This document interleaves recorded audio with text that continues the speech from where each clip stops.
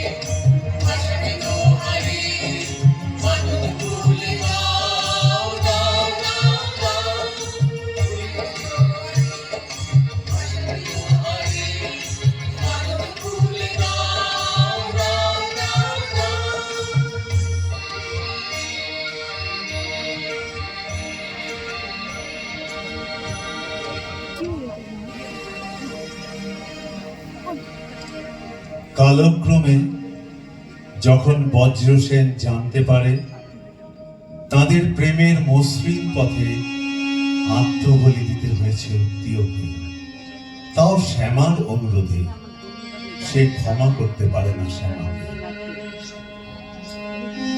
চলে যায় তাকে ছেড়ে পরিত্যক্তা শ্যামা, পড়ে রয় পথ প্রান্তে একাকী অসহায় পরিত্যাজ্যা রূপে।